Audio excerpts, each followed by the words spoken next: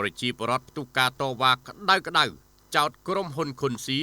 ថាឈូសឆាយបំពេញទាំងមិនទាន់ដោះស្រាយសំណងបញ្ច្រាស់ទិសនិងសចនរបស់រាជរដ្ឋាភិបាលប្រជាពលរដ្ឋជាច្រើនគ្រួសាររស់នៅក្នុងភូមិក្តីកណ្ដាលសង្កាត់សារកាកែវក្រុងអរិយស័ព្ទបានលើកគ្នាមកធ្វើការតវ៉ាយ៉ាងក្តៅគគុកអស់រយៈពេល2ថ្ងៃជាប់គ្នាចាប់តាំងពីថ្ងៃទី20ដល់ថ្ងៃទី21ខែឧសភាឆ្នាំ2026បន្ទាប់ពីភាគីក្រុមហ៊ុន Khunsi Import Export បានដាក់គ្រឿងចាក់ចុះឈូសឆាយបំផ្លិចបំផ្លាញផលដំណាំលើទំនប់ពាត់យកដីនិងថែមទាំងបំរុងបិទផ្លូវធ្វើដំណើររបស់ពួកគាត់ទាំងមិនទាន់មានដំណោះស្រាយសំណងសមរម្យប្រជាពលរដ្ឋរៀបរាប់ប្រាប់អ្នកសារព័ត៌មានទាំងហ៊ូចិត្តថាពួកគាត់បានអាស្រ័យផលលើដីធ្លីតំបន់នេះជាច្រើនទសវត្សរ៍មកហើយពលគឺអ្នកខ្លះតាំងពីអំឡុងឆ្នាំ1970ជាងនិងខ្លះទៀតតាំងពីឆ្នាំ1990ជាង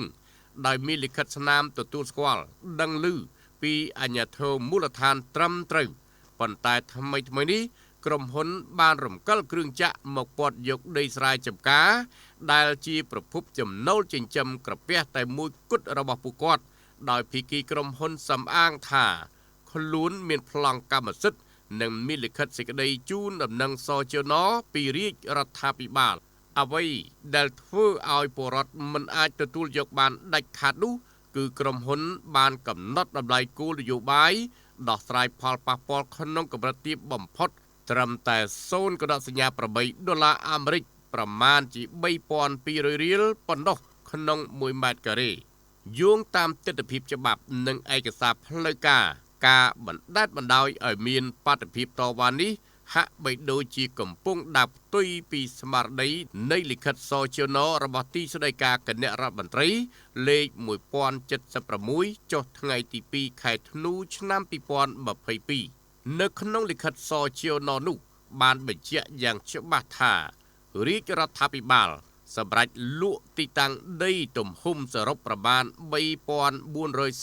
3433ហិកតាស្ថិតក្នុងភូមិសាស្ត្រស្រុកលវីអែមនិងស្រុកសាច់កណ្ដាលបច្ចុប្បន្នជាក្រុងអរិយស័ព្ទជូនក្រុមហ៊ុនខុនសៀជាថ្នូរនឹងការសាងសង់ហេដ្ឋារចនាសម្ព័ន្ធក្នុងខេត្តកណ្ដាលទោះជាយ៉ាងណាត្រង់ចំណុចកនៃលិខិតសចន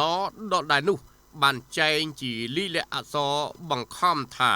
អនុញ្ញាតឲ្យផ្ទេរបានកម្មសិទ្ធិមុនការអភិវឌ្ឍជូនក្រុមហ៊ុនខុនសៀ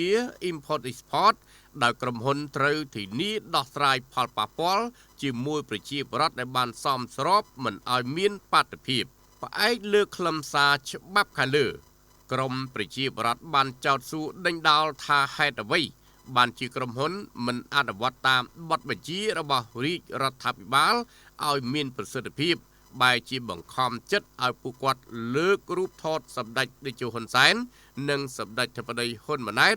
ដើម្បីស្រែកហៅរកកិច្ចអន្តរាគមន៍ទាំងទឹកភ្នែកបែបនេះព្រោះកន្លងមកប្រមុខរាជរដ្ឋាភិបាលតែងគិតគូរខ្លាំងណាស់ពីសុខទុក្ខពលរដ្ឋដោយបន្ទុកឲ្យពលរដ្ឋរងការជិះជាន់ឬជួបការលំបាកដោយសារគម្រោងអភិវឌ្ឍន៍នោះឡើយបច្ចុប្បន្នប្រជាពលរដ្ឋដែលរងផលប៉ះពាល់សូមគោរពស្នើសុំយ៉ាងទទូចដល់សម្ដេចតេជោប្រធានព្រឹទ្ធសភានិងសម្ដេចបវរធិបតីហ៊ុនម៉ាណែតនាយករដ្ឋមន្ត្រីនៃកម្ពុជាមេត្តាជួយពិនិត្យនិងផ្ដល់អន្តរាគមន៍ជួយដោះស្រាយផ្ដល់តម្លៃសំដងមួយដ៏សមរម្យនិងយុត្តិធម៌ដើម្បីឲ្យពួកគាត់អាចមានលទ្ធភាពទៅបង្កើតជីវភាពថ្មីបានជុំវិញករណីទំនាស់ដីធ្លីដ៏ក្តៅគគុកនេះអ្នកងារសារព័ត៌មានបានព្យាយាមទំនាក់ទំនងទៅកាន់អ្នកនាំពាក្យសាលាខេត្តកណ្ដាលដើម្បីសុំការបំភ្លឺប៉ុន្តែមិនអាចទំនាក់ទំនងបានហើយភ្នាក់ងារយើងព្យាយាមទំនាក់ទំនងតាម Telegram គឺដាក់ private មិនអាចឆាតចូលបាននោះឡើយដោយឡែកតំណាងក្រុមហ៊ុន Khunsi Import Export ធ្លាប់បានតាក់ទងមកភ្នាក់ងារសារព័ត៌មានតាមប្រព័ន្ធ Telegram ដើម្បីណាត់ជួបពិភាក្សាប៉ុន្តែដល់ពេលអ្នកសារព័ត៌មានស្នើសុំបទសម្ភាសន៍ជាផ្លូវការភាគីក្រុមហ៊ុនមិនទាន់មានការឆ្លើយតបត្រឡប់មកវិញនៅឡើយទេអង្គភាពសារព័ត៌មានយើងរងចាំការបំភ្លឺបន្ថែមជំវិញចំណាត់ការច្បាប់ និងយន្តការដោះស្រាយគោលនយោបាយពីអាជ្ញាធរពាក់ព័ន្ធក៏ដូចជាពីខាងភាគីក្រុមហ៊ុនគ្រប់ពេលវេលាដើម្បីផ្សព្វផ្សាយជូនមហាជនប្រកបដោយតម្លាភាពនិងតុល្យភាពព័ត៌មាន